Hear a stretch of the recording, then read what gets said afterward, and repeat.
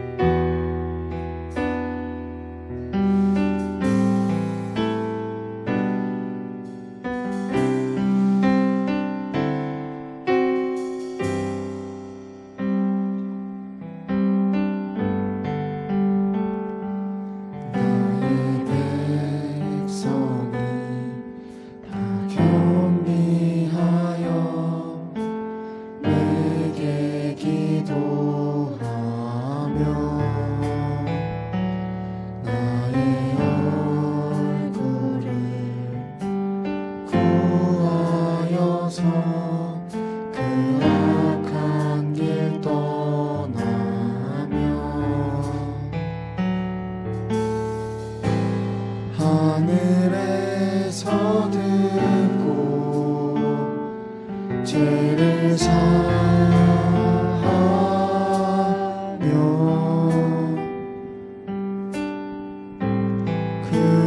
그들의 땅을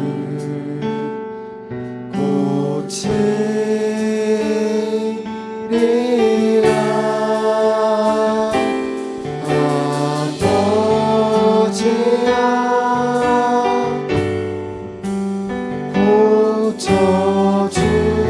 고쳐주소서.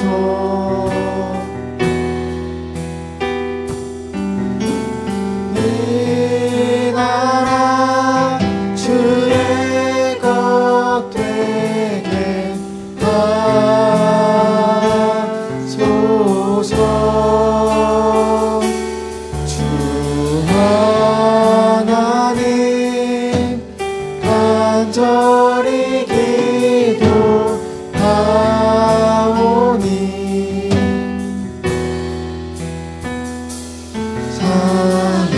사랑이 땅 새롭게 하소서.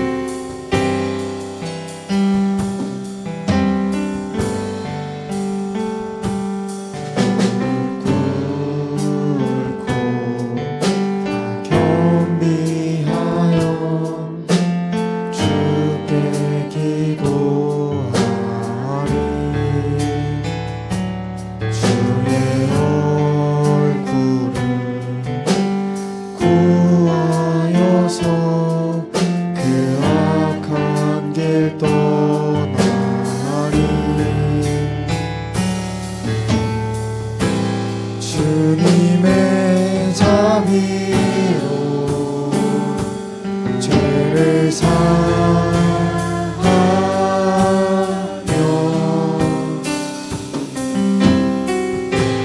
주님의 자비로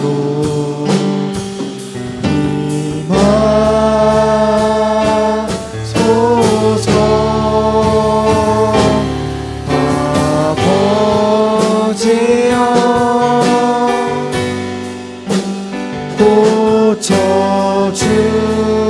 고쳐주소서.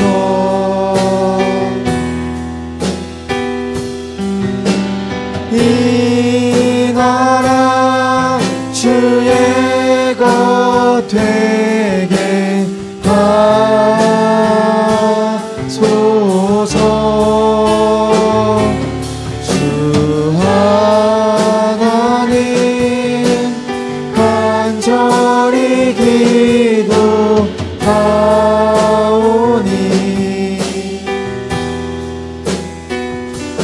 사랑이 땅 새롭게 아버지여.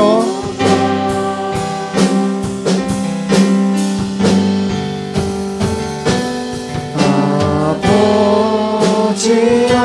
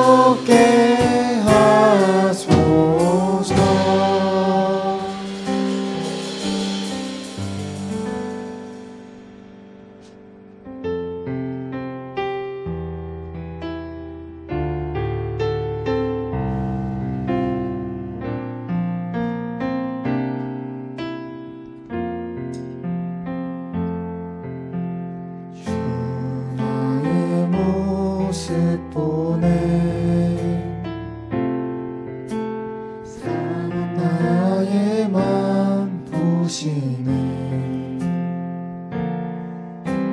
주 나의 눈물 안에 홀로 울던 맘 하시네. 주 나의 모습 보네. 주 나의 모습 보네. 상한 나의 맘 보시네. 주 나의 눈물 안에 홀로 울던 맘 하시네. 세상 소망 다 사라져가도 세상 소망 다 사라져가도 주의 사랑은 끝이 없으니 살아가는 이 모든 순간이 주 은혜임을 나는 믿네.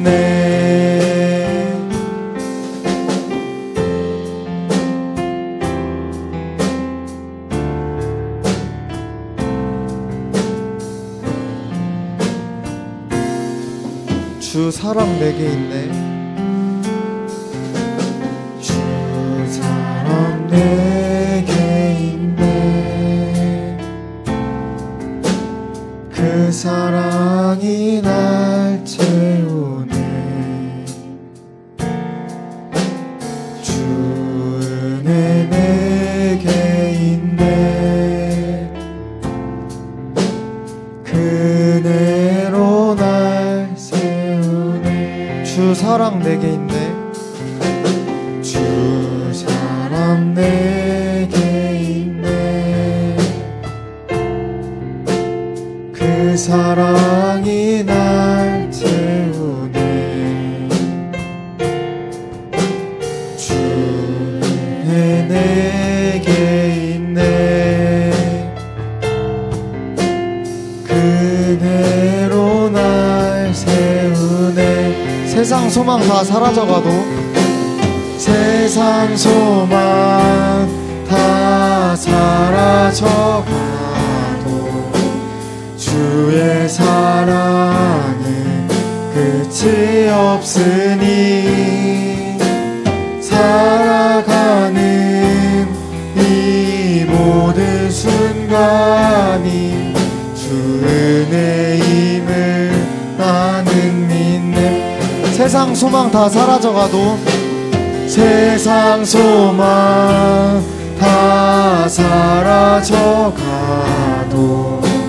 주의 사랑은 끝이 없으니 살아가는 이 모든 순간이 주 은혜임. 목소리로만 찬양하시겠습니다. 세상 소망 다 사라져가도 주의 사랑은 끝이 없으니 살아가는 이 모든 순간이 주 은혜임을 나는 믿네. 세상 소망 다 사라져가도 주의 사랑은 끝이 없으니 살아가는 이 모든 순간이 주 은혜임을 나는 믿네.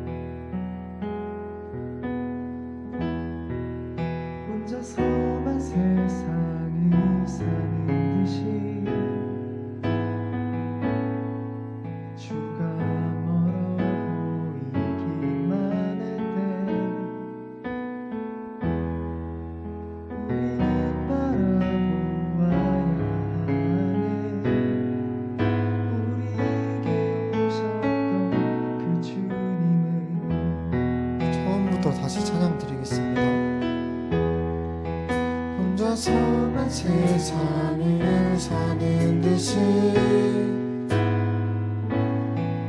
주가 멀어 보이기만 할 때 우리는 바라보아야 하네. 우리에게 오셨던 그 주님이 우리 아픈 맘 아시네. 주님이 우리의 아픈 마음을 아시네. 가까이서 우리의 아픔을 공감하시네. 우리 가운데 찾아오셨던 그 주님이 우리의 모든 상황에 공감하시네.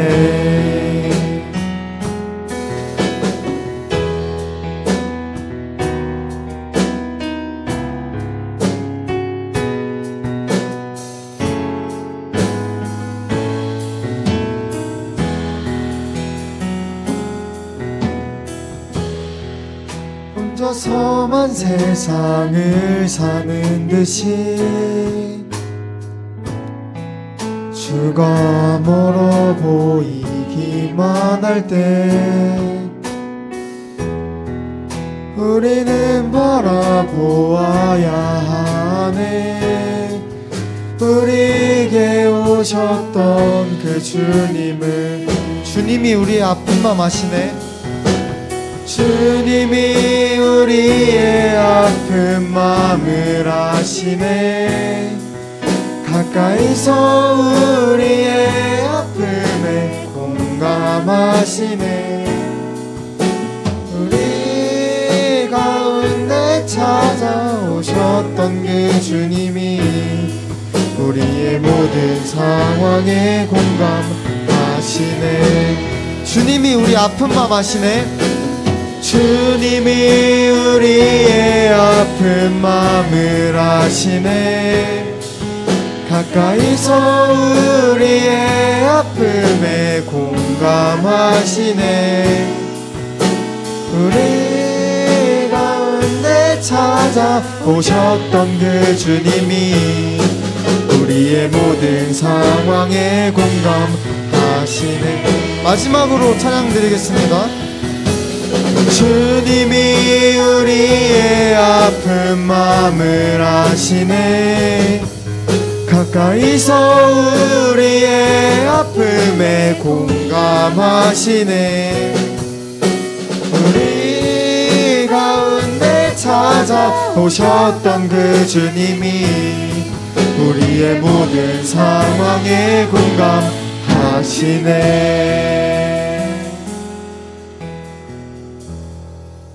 혼자서만 세상을 사는 듯이 주가 멀어 보이기만 할 때 우리는 바라보아야 하네. 우리에게 오셨던 그 주님을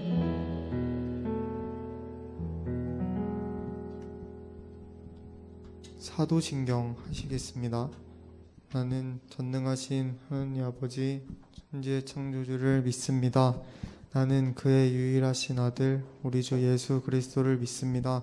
그는 성령으로 잉태되어 동정녀 마리아에게서 나시고 본디오 빌라도에게 고난을 받아 십자가에 못 박혀 죽으시고 장사된 지 사흘 만에 죽은 자 가운데서 다시 살아나셨으며 하늘에 오르시어 전능하신 아버지 하나님 우편에 앉아 계시다가 거기로부터 살아있는 자와 죽은 자를 심판하러 오십니다. 나는 성령을 믿으며 거룩한 공교회와 성도의 교제와 죄를 용서받는 것과 몸의 부활과 영생을 믿습니다. 아멘. 하나님 아버지, 저희가 오늘 이 예배의 자리에 나와 주님께 예배드릴 수 있게 하심에 감사드립니다. 저희가 지난 삶 가운데 세상 걱정들과 생각들에 사로잡혀 주님을 생각하지 못했음을 고백합니다. 오늘 이 자리에서 예배드릴 때 주님의 말씀을 통해 저희 근심과 시험의 답을 찾게 하시고 주님께 기도함으로 나아가며 주님께 더욱 가까워지는 저희가 될 수 있도록 하여 주시옵소서. 오늘 저희에게 주시는 말씀 저희가 마음속에 간직하고 살아가는 한 주 될 수 있도록 도와주시고 이 모든 말씀 우리 주 예수 그리스도의 이름으로 기도드립니다. 아멘.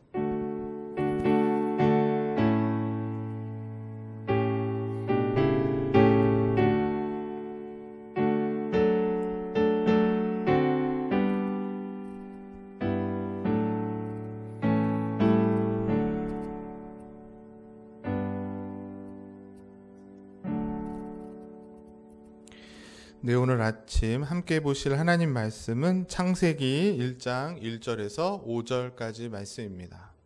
구약 성경책 1페이지 창세기 1장 1절부터 5절까지 말씀 한 절씩 교독하도록 하겠습니다. 제가 먼저 읽겠습니다.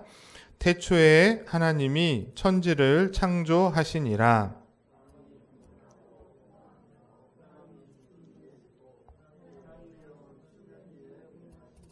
하나님이 이르시되 빛이 있으라 하시니 빛이 있었고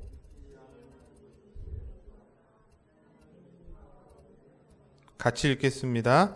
하나님이 빛을 낮이라 부르시고 어둠을 밤이라 부르시느니라. 저녁이 되고 아침이 되니 이는 첫째 날이니라. 아멘. 네, 한 주간도 평안하셨습니까? 네, 벌써 2월이 되었는데요. 새롭게 시작하는 2월 한 달도 주님의 은혜와 평강이 가득 넘쳐나셔서 어려운 때지만 잘 이겨내고 믿음의 걸음으로 승리하는 우리 원당제일교회와 또 우리 청년들 될 수 있기를 주님의 이름으로 축복합니다. 2월이 되면 먼저는 졸업식이 있습니다. 맞죠? 졸업식이 있는데 지난주에도 보니까 우리 학생들이 이렇게 졸업식 날 이렇게 꽃을 들고 다니는 거를 볼 수 있었습니다. 저기 그림을 잘 보시면 일본에 있는 어느 대학 졸업식인데 코로나로 인해서 이제 앞에다가 줌으로 학생들 얼굴만 이렇게 해놓고 졸업식을 하는 그런 모습을 보는데 참 안타깝죠. 졸업식도 이렇게 다 같이 모여서 할 수 없는 그런 시대에 살고 있습니다. 그리고 2월이 되면 또 이제 학생들이 방학을 하면 생활계획표를 우리 어릴 때부터 우리 아이들이 이렇게 저렇게 동그라미 원을 그려가지고 뭐 몇 시에 일어나고 뭐 공부하고 뭐 쉬고 이렇게 계획을 잘 세웁니다. 그런데 어때요? 잘 안 지켜지는 것 같아요. 저희 아이들도 보면 계획은 늘 세우는데 계획대로 안 돼요. 그래서 그런 말도 있죠. 작심삼일이다. 네, 그런 이야기가 있는데 왜 이런 말씀을 드리냐면 인간도 이렇게 계획을 세웁니다. 그런데 문제는 계획대로 살지 못하는 것이죠. 자기가 좀 능력이 부족하기도 하고 게으르기도 해서 계획대로 못 살고 또 계획을 수정하기도 하는 게 우리의 인생사라는 것이에요. 그런데 하나님은 그렇지 않으시다는 겁니다. 우리가 지난 시간에 배운 것처럼 하나님은 이미 창세 전에 하나님이 계획하셨다 그랬어요. 그걸 뭐라 그러죠? 작정이라 그랬어요. 그리고 그 계획대로 하나하나 그대로 실행에 옮기시는 분이 하나님이시라는 거예요. 그렇게 하실 수 있는 이유는 뭘까요? 하나님은 전능하신 분이기 때문에 그분은 무한하시고 영원하시고 불변하신 그 속성과 성품을 갖고 계시기 때문에 하나님은 그의 계획대로 다 실행에 옮기신다. 오늘은 바로 하나님이 어떻게 그의 작정을 실행에 옮기시는지를 생각해 보려고 합니다. 복습을 빨리 해보면 사람의 제일 되는 목적은 하나님을 영화롭게 하고 그분을 영원토록 즐거워하는 것이다. 그리고 그 목적을 이루시기 위해서 사람에게 지시하신 내용이 있는데 그게 성경 말씀이라 그랬어요. 그리고 그 성경이 주로 가르치는 것은 다른 것이 아니라 하나님이 어떤 분이신지 그리고 그 하나님께서 인간에게 어떤 의무가 있는지를 알려주신다 그랬어요. 그래서 하나님이 어떤 분인가 했을 때 제일 첫 번째로는 영이시다. 그리고 그분에게는 무한하시고 영원하시고 불변하신 속성, 그 성품이 있다고 말씀을 드렸습니다. 그리고 그 하나님이 그러면 어떻게 계시는가 했을 때에는 한 분으로 계시지만 삼위로 계신다. 이거를 뭐라 그래요? 삼위일체 하나님. 그래서 살아계시고 참되신 하나님 한 분이시지만 그 삼위는 그 신격은 삼위로 계셔서 성부, 성자, 성령이 계신다. 라고 말씀을 드렸습니다. 그리고 지난주에 그러면 그 삼위일체로 계신 하나님이 어떤 사역을 하셨냐는 거예요. 어떤 사역, 어떤 일을 하셨는가 했을 때는 창조 이전에 작정이 먼저라는 겁니다. 그 작정이 무엇인가 우리 한번 요거는 같이 읽어보겠습니다. 시작. 하나님의 작정은 그의 영원한 목적으로 그의 뜻의 의논에 따른 것인데 자신의 영광을 위하여 모든 되어가는 일들을 미리 정하신 것입니다. 이걸 뭐라 그런다고요? 작정. 그래서 작정이 있고 그 다음에 창조가 있고 섭리가 있는 것이에요. 이걸 기억하는 것이 우리 신앙에 있어서 굉장히 중요합니다. 오늘은 이제 그 작정의 실행으로서 어떤 일들을 하셨는가 8문과 9문을 배울 텐데요. 8문에서는 하나님의 작정을 어떻게 실행했는가 묻고 있습니다. 우리 답을 읽어보겠습니다. 시작. 하나님은 자신의 작정을 창조와 섭리의 사역을 통해 실행하십니다. 그래서 중요한 건 뭐냐면 작정이 실행되어서 창조가 되고 섭리가 된다는 거예요. 하나님의 작정은 불변하다고 했습니다. 그렇기 때문에 그 하나님의 작정과 계획은 어떻게 돼요? 반드시 이루어지는 것이에요. 반드시 성취되는 것입니다. 이 말은 하나님의 계획은 그냥 계획으로 끝나는 것이 아니라 반드시 성취된다. 앞에서 말한 것처럼 우리의 계획은 때로는 여러 가지 사정으로 취소되기도 하고 변경되기도 하지만 하나님의 계획은 왜곡되지도 않고 축소되지도 않고 정확하게 실행되고 계획대로 실행된다는 것이에요. 그래서 요한계시록 4장 11절에 보면 뭐라고 말씀하냐면 우리 주 하나님이여 영광과 존귀와 권능을 받으시는 것이 합당하오니 주께서 만물을 지으신지라. 그 다음에 뭐라고 되어 있습니까? 만물이 주의 뜻대로 있었고 또 지으심을 받았나. 이 세상에 있는 모든 만물이 그냥 된 것이 아니라 하나님의 뜻 가운데 있었던 일이 실행되어서 지음받고 생겨진 것이다. 그렇게 말하고 있습니다. 지난주에도 제가 말씀을 드렸지만 아파트를 짓던지 또는 빌라를 짓던지 하면 어떻게 지어요? 우리가 보기에는 새로운 아파트나 건물을 짓기 위해서 있던 건물을 부수고 뭐 포크레인이 와서 그것을 다 치우고 그런 다음에 뭐 새로 벽돌을 짓고 여러 가지 공사를 통해서 집이 딱 생기는 것처럼 보입니다. 그렇죠? 그런데 그 집을 짓기 전에 먼저 해야 될 일은 뭐였어요? 그 건물이 세워지기 전에 이미 몇 년 전부터 계획이 있는 거예요. 도시 계획을 하고 그 계획에 따라서 설계도를 지어서 그 설계대로 하나하나 시행되고 지어지는 것이라는 거예요. 우리가 그렇게 건물을 질 때도 하는데 마찬가지라는 것이죠. 이 세상에 있는 모든 피조물, 모든 창조와 또 일어나는 일들 그 자체가 뭐였다는 거예요? 영원 전에, 이 세상이 있기도 전에 하나님의 작정의 시행, 그 작정이 이루어지는 일뿐이다. 는 것이 우리에게 굉장히 중요합니다. 이 사실을 우리가 기억할 때에 우리의 삶 가운데서 우리에게 일어나는 그 모든 일들 속에 우리가 할 수 있는 건 뭐죠? 불평과 불만이 아니라 감사밖에 있을 수 없다는 거예요. 왜? 그 모든 일들이 다 하나님의 작정 가운데 이루어지는 일이기 때문에. 여러분의 삶 가운데 때로는 어려운 일들과 힘든 일들을 만날 때 있습니다. 그럴 때에 우리가 너무 자책하거나 절망하지 않아도 되는 이유는 하나님의 작정 가운데 그의 깊으신 뜻 가운데 이루어진 일이기 때문에 때로는 내가 이해할 수 없고 받아들이기 힘든 일을 할지라도 위로가 되는 것이에요. 아, 하나님의 어떤 깊으신 뜻이 있을 거야.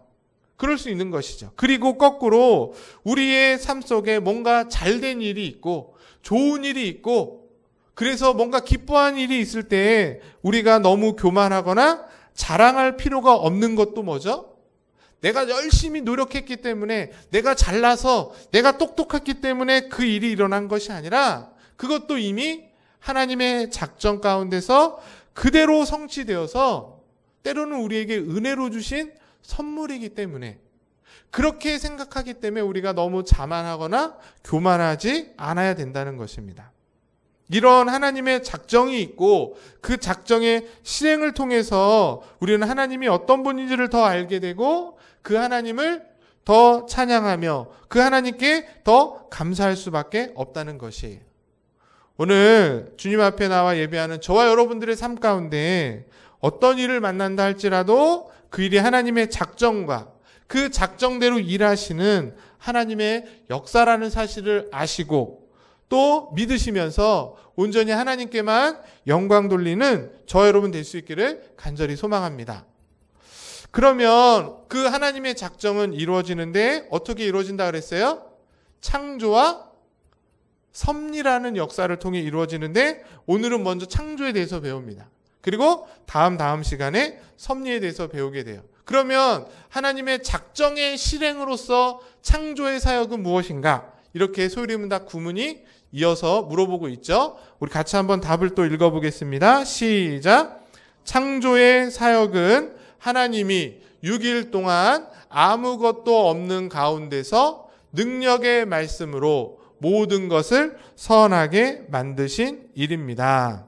그러니까 요 문구 하나하나가 다 중요해요. 첫 번째로는 창조의 사역은 하나님의 사역이라는 거예요. 그리고 6일 동안 하셨는데 아무것도 없는 가운데 능력의 말씀으로 모든 것을 선하게 만드셨다.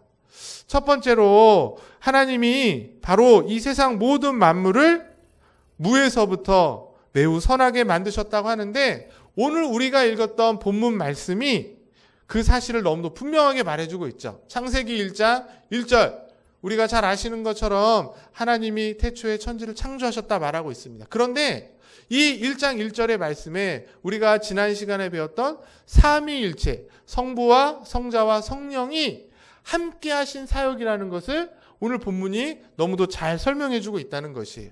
자, 보세요. 1장 1절에 보면 태초에 하나님이 천지를 창조하시니라고 하면서 삼위일체 하나님이 세상을 창조했다고 그냥 선언하는 거예요. 설명하는 게 아니라 하나님이 삼위일체 되신 하나님이 이 세상을 창조하신 일이야 라고 성경은 그냥 선포합니다. 그리고 난 다음에 2절부터 설명하는 거예요. 그럼 어떻게 창조하셨는가? 2절 우리 한번 같이 다시 읽어볼까요? 읽어보겠습니다. 시작.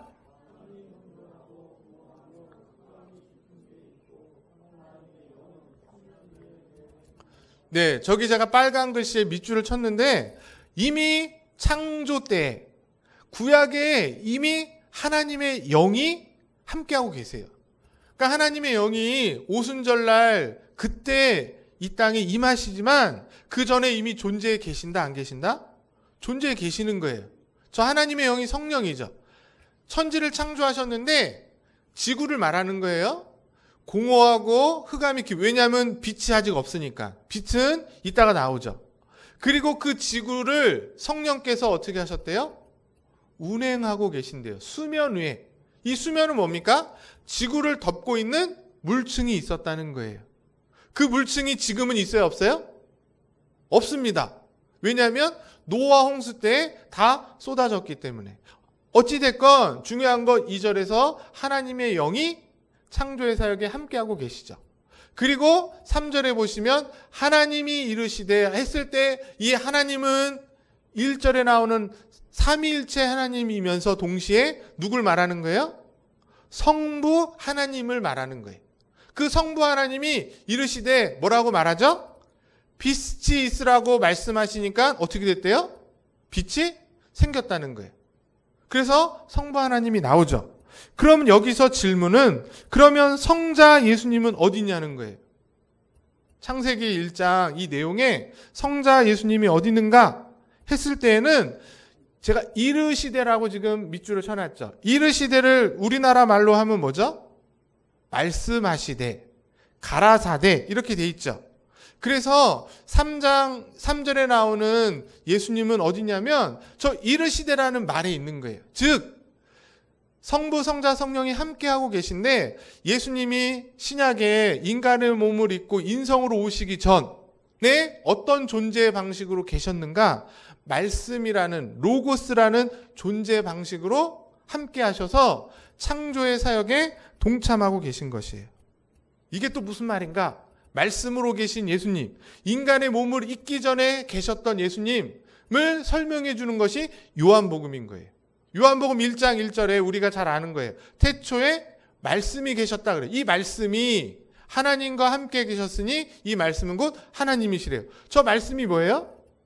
바로 인간의 몸을 입기 전에 계시는 성자 예수님의 존재 방식을 말하는 거예요. 그러면서 2절에 뭐라 그럽니까? 그가 이렇게 바뀌어요. 1절에 나오는 말씀이 2절에서는 뭐로 바뀌어요? 그라고 바뀌고 있어요. 인성을 이제 인격체로서 설명하죠. 그가 태초에 하나님과 함께 계셨고 그 다음에 뭐라고 되어 있습니까?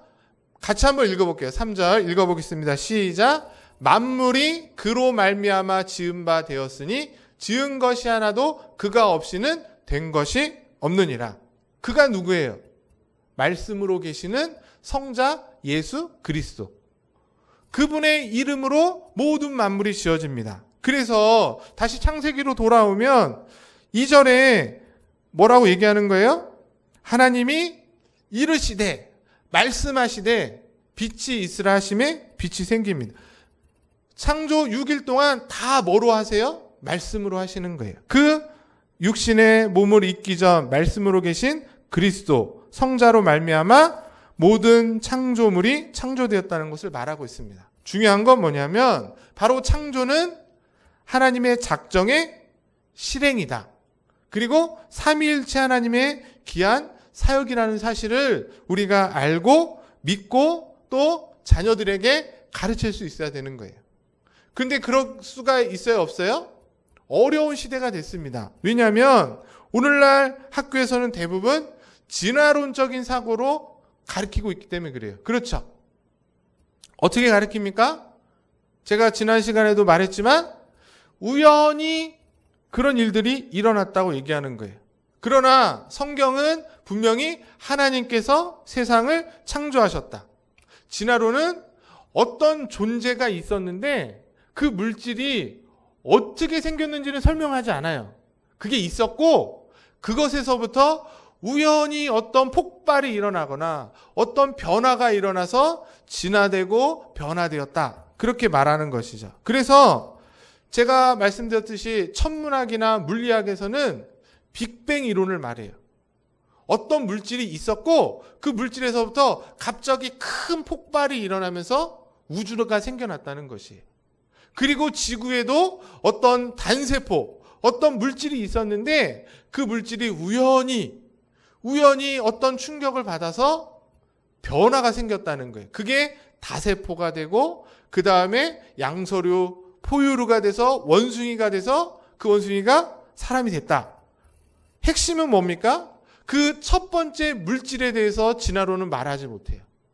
그리고 그 물질에서 다른 것으로 변화될 때 어떻게 변화됐다는 거예요? 우연히 됐다는 거예요. 이게 과학적인 것 같지만 상당히 과학적이지 않습니다. 그러나 창조론은 뭐라고 말해요? 그 최초의 물질이 하나님으로부터 시작돼서 만들어졌다는 거예요. 그리고 우연히 일어난 것이 아니라 다 뭐라는 거죠? 그 하나하나가 영원전에 하나님의 뜻과 계획 가운데서 실행되어진 일이다. 이렇게 말하는 것이 훨씬 더 설득적이지 않습니다. 하나님이 있다고 믿으면 모든 문제가 해결이 되는 거예요. 근데 하나님이 있다는 것을 믿지 않으니까 그 문제를 해결할 수가 없는 거예요. 그러니까 이제 만들어내는 거죠.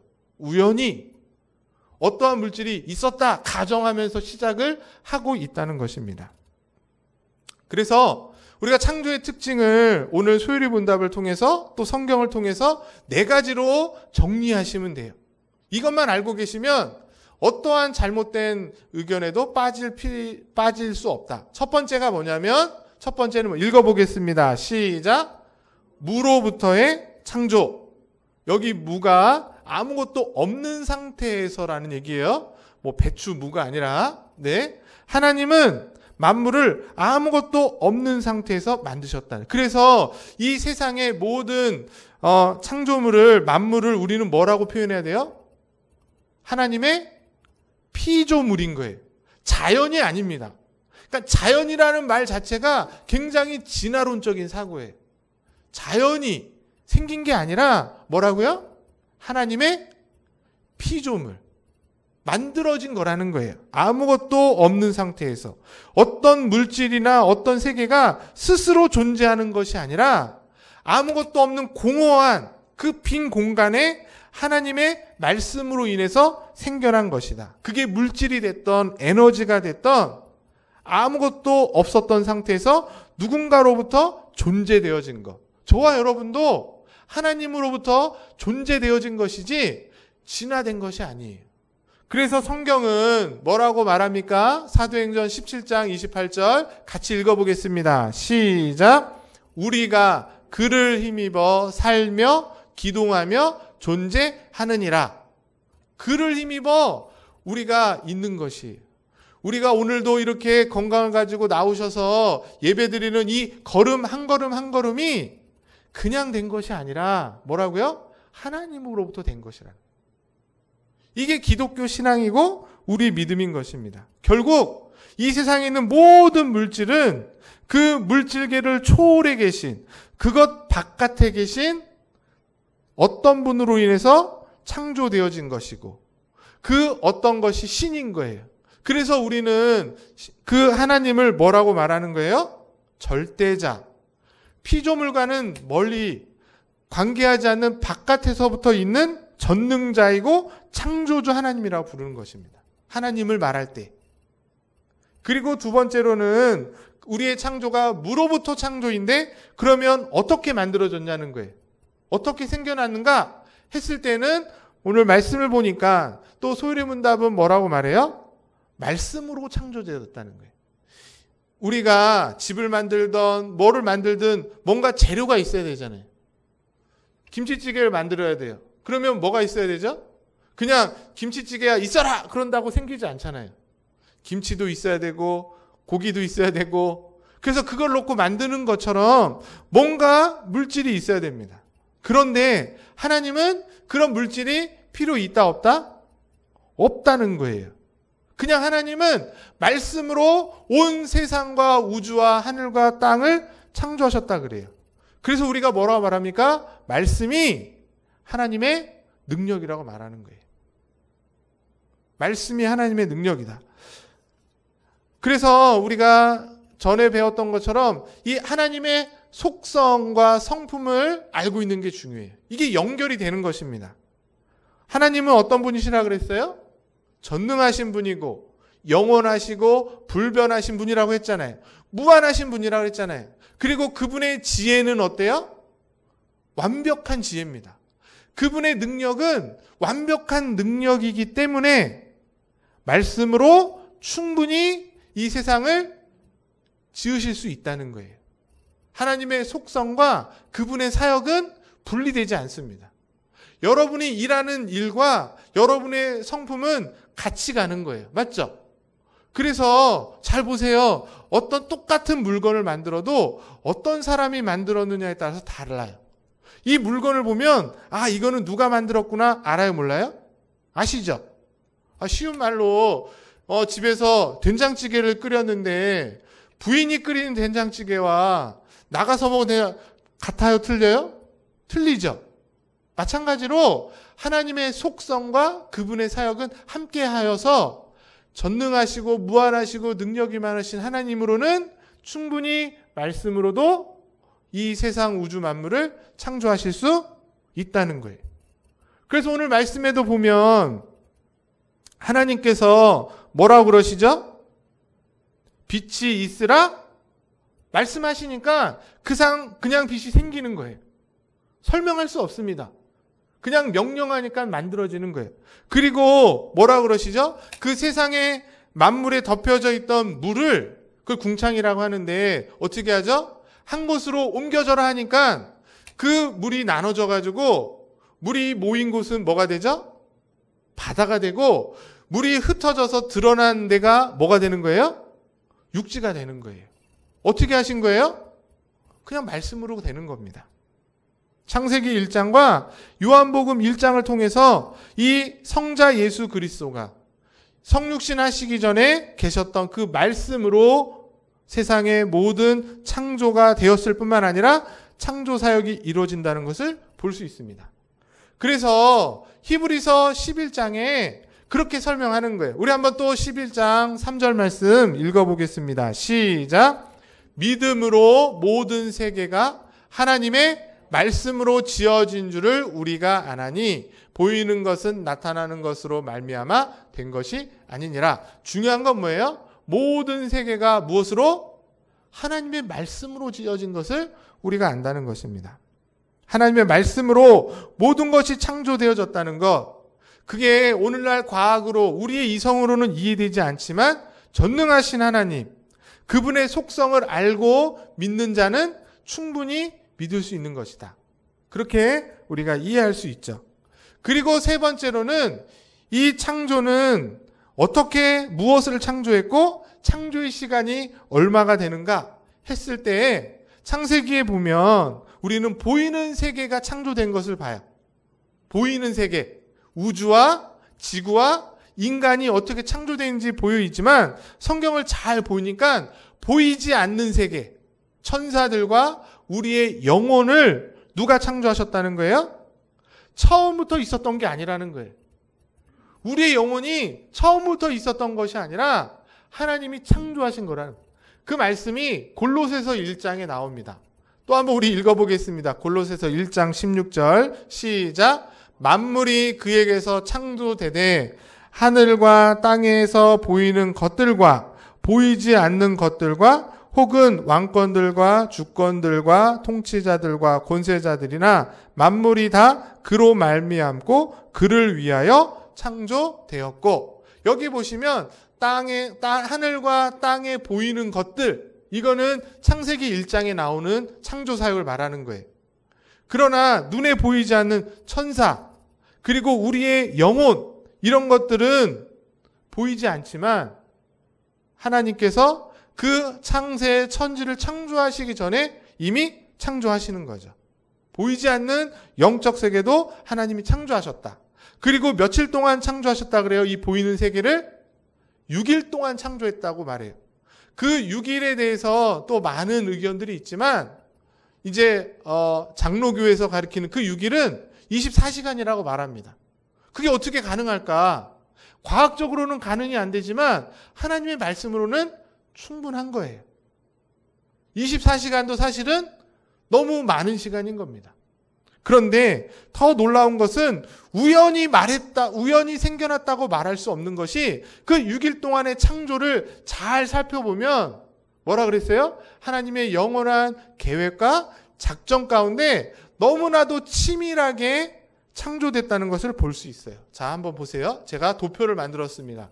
보시면 첫째 날에 천지를 만드시고 빛을 창조하셨어요. 맞죠? 그리고 둘째 날에 그 물을 분리하셨는데 그걸 뭐라고 말해요? 궁창이라고 말하고 있어요. 성경에서. 그 궁창은 뭡니까? 하늘을 말하는 거예요. 하늘. 그리고 셋째 날에 그 물들을 명령하시니까 아까 전에 말했듯이 바다와 육지가 생겼습니다. 그리고 그 땅에 채소와 나무를 셋째 날에 만드시. 그런데 놀라운 것은 넷째 날에 뭘 만들어요? 해달별을 만드는데 그 해달별이 첫째 날에 천지와 빛과 연관이 돼 있어요. 그리고 둘째 날에 궁창을 만들었잖아요. 그 궁창에 뭐가 있어요? 하늘에 새를 만드시는 거예요. 그리고 육지와 바다를 갖춰서 거기에 땅의 가축을 만들고 사람을 창조하시는 게 여섯째 날 돼 있습니다.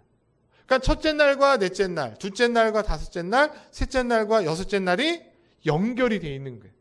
이러한 하나님의 창조가 우연이 아니라는 것을 명확하게 보여주고 있는 것이고, 다음 주에 말하겠지만 더 놀라운 사실은 마지막 날 누굴 만드세요? 인간을 창조하셨다는 것이 이 창조의 핵심입니다. 무슨 얘기냐면, 인간을 제일 처음 만들었으면 어떻게 될까요? 첫째 날 인간을 만들 수도 있잖아요. 그럼 어떻게 돼요? 죽습니다. 아무것도 없는 상태에서.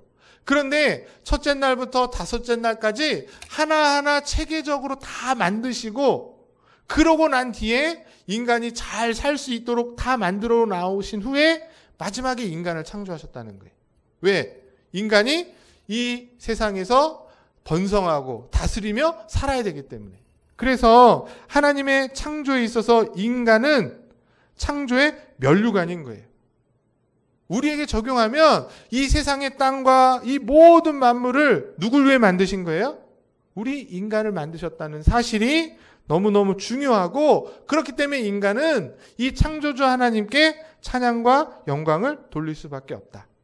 마지막 네 번째로 또 중요한 게 있는데, 이 하나님이 만드신 창조물은 어떻다고 말해요? 선하다고, 선하게 창조됐다고 말씀하고 있습니다. 즉, 하나님이 창조하신 창조의 세계는 어떤 문제가 있거나 결함이 없이 만드셨다는 거예요. 그래서 만드실 때마다 성경은 뭐라고 말하죠? 하나님이 그 창조물을 보고 보시기에 좋았더라 이렇게 말하잖아요. 우리 성경에는 좋았더라 이렇게 표현이 되어 있지만 헬라어 원어로, 히브리 원어로 하면 선하다는 거예요. 토라가 아니라 토브라고 말하는데, 선하게 창조됐다는 것입니다. 그래서 하나님의 계획과 뜻 가운데 창조된 모든 창조이기 때문에 선할 수밖에 없다는 것이고, 그런 의미에서 인간에게도 자유의지를 주신 것이에요. 인간이 스스로 생각하고 결정할 수 있는 자유의지를 주셨다는 것도 하나님이 선한 창조였던 것입니다. 완벽한 창조였다는 거예요. 그런데 안타까운 건 그 선한 의지, 자유의지를 가지고 인간이 스스로 죄를 선택하고 타락하게 되는 것이 안타까운 일인 거죠. 다음 시간에 더 배울 것이고요. 마지막으로 하나님이 그러면 왜 이 세상 만물과 인간을 창조하셨는가? 그 이유는 뭐예요? 하나님의 영광을 위해서라는, 자신을 위해서 창조하신 것이다. 그렇게 말하고 있습니다. 그래서 로마서 11장 36절에 사도 바울이 이렇게 고백하고 있죠. 같이 읽어보겠습니다. 시작. 이는 만물이 주에게서 나오고 주로 말미암고 주에게로 돌아감이라. 그에게 영광이 세세에 있을지어다. 처음부터 만물이 하나님으로부터 나오는 거예요. 스스로 나오는 것이 아니라. 그리고 하나님께로 말씀으로 말미암아 지어졌을 뿐만 아니라 마지막에도 어디로 돌아간다? 하나님께로 돌아가는 거예요. 인간의 생사화복이 이 세상의 모든 피조물이 있고 또 번성해서 없어지는 그 모든 과정이 결국은 하나님의 영광을 드러내기 위해서다. 이 사실을 우리가 기억하고 우리가 살아있을 때, 그리고 우리가 모든 일을 할 때에 하나님의 그 영광을 찬양하고 증거하는 그러한 믿음의 모습이 우리 가운데 있어야 될 줄 믿습니다. 말씀을 마치면 오늘 우리가 배운 건 뭐예요? 하나님의 작정의 실행으로서의 창조. 그 창조된 피조물로서 우리가 어떻게 살아야 되는가? 이 모든 사실을 우리가 기억하면서 어떻게 살아야 될까? 전 두 가지가 있다고 생각해요. 첫 번째는 겸손해야 된다는 것입니다. 왜 이 말씀을 드리냐면 오늘날 시대가 최첨단 과학의 시대로 가고 있어요. 4차 산업 시대가 된다고 합니다. 말했죠? 인공지능이 나타나고 이제 자율주행이 생겨요.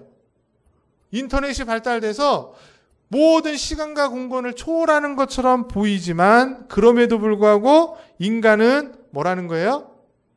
피조물이라는 거예요. 창조자가 아닙니다. 피조물이라는 사실을 기억하고 겸손해야 되는 거죠. 그런데 오늘날 우스갯소리로 이런 말이 있어요. 피조물 위에 창조주가 있고 창조주 위에 뭐가 있대요? 건물주가 있대요. 건물주. 건물주의 능력이 이 황금 물질 만능주의에 돈이면 다 되는 시대에 건물주가 창조주보다도 높이 있는 것처럼 그렇게 말하지만 인간은 피조물이다. 그래서 종교개혁자들이 하는 말 중에 아주 멋있는 말이 있습니다. 2번. 저게 뭐냐면 한번 읽어보실까요? 시작. 유한이 무한을 담을 수 없다는 거예요. 유한한 존재. 아무리 인간이 뛰어나고 돈이 많고 이 세상에서 모든 걸 다 할 것 같아도 유한한 존재잖아요. 죽을 수밖에 없고 언젠가는 다 놓고 가야 되는 인생에게 있어서 무한, 한없는 하나님을 담을 수 있어요? 없어요? 없는 것이에요. 이게 기독교 신앙의 핵심입니다. 창조주 하나님을 믿는 성도들이 가져야 될 바른 자세예요. 아, 우리는 겸손함. 우리는 결코 하나님처럼 될 수 없구나. 하나님이 모든 피조물을 만드셨을 뿐만 아니라 그 하나님 앞에 우리가 할 수 있는 일은 찬양과 경배와 영광을 돌리는 것이고 그것이 복된 인생이고 그게 참된 인생의 목적이라는 것입니다. 바로 이 사실을 저 여러분들이 알고 하나님 없다고 불신하는 이 시대 속에서 그 하나님을 창조주로 인정할 뿐만 아니라 지금도 살아서 역사하시는 하나님을 온전히 잘 드러내고 그분 앞에 순종하며 경배하며 살아가는 우리 원당제일교회와 우리 청년들 될 수 있기를 주님의 이름으로 간절히 축복합니다. 기도하겠습니다. 창조주 하나님, 우리의 모든 것의 근원이 되시는 하나님께 우리가 다시금 찬송과 영광을 돌려드리며 이제는 우리의 삶의 목적이 창조하신 목적대로 하나님만 의지하고 하나님을 찬양하고 하나님만이 우리의 상급임을 알아 그분 안에서 살아가는 것이 가장 복되고 즐겁고 행복한 일임을 잘 나타내 보이는 그런 주님의 몸된 교회, 우리 원당제일교회와 우리 청년들의 생애가 되게 하여 주시옵소서. 믿고 감사를 드리며 존귀하신 예수 그리스도 이름으로 기도드립니다. 선한 목자 되신 우리 주 1절 2절 찬양 드리면서 헌금 드리겠습니다.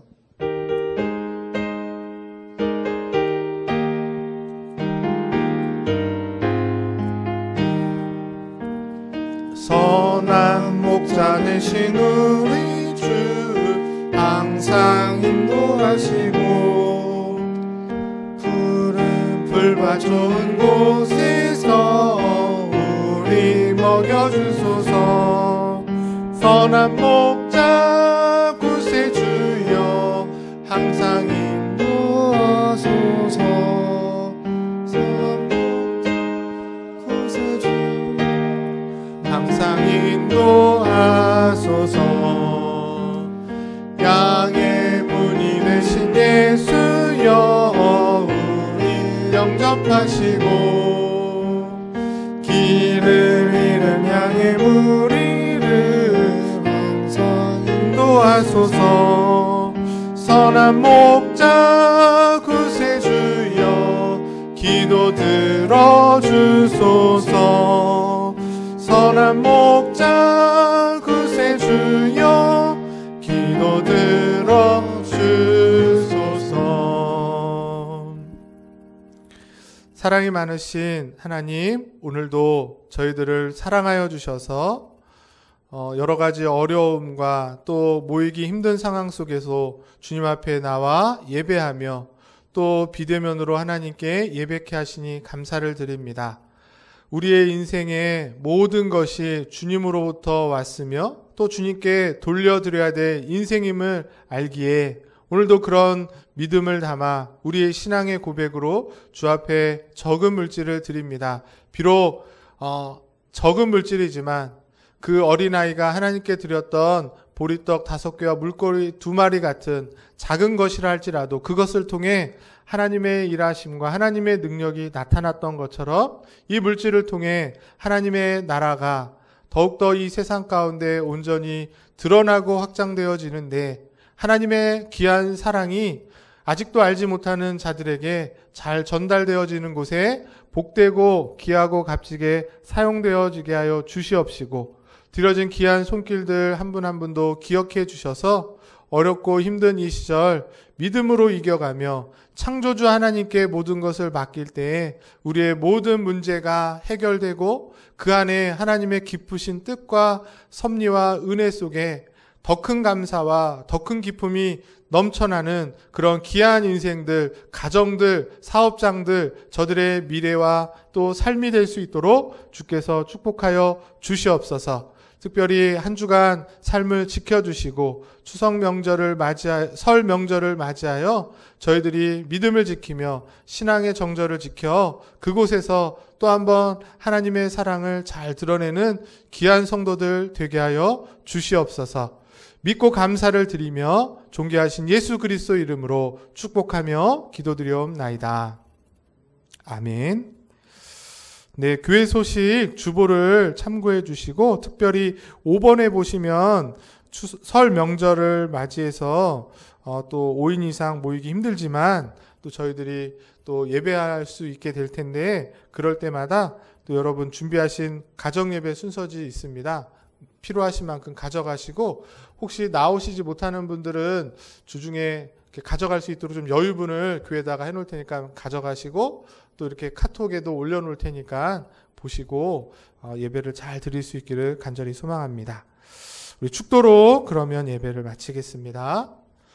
지금은 우리 주 예수 그리스도의 은혜와 하나님 아버지의 무한하신 사랑하심과 성령의 내주, 감화, 감동, 인도, 보호하심이 창조주 하나님을 기억하며 그 하나님의 영광을 위하여 일평생 하나님을 찬양하고 예배하고 세상 속에 하나님의 살아계심과 인도하심을 온전히 나의 삶을 통해서 잘 드러내면서 살아가기를 결심하고 소원하는 우리 원당제일교회 모든 성도들 머리머리 위에 저들의 가정과 사업장과 자녀들 위에 그리고 우리 청년들 머리머리 위에 지금부터 영원토록 함께 있을지어다.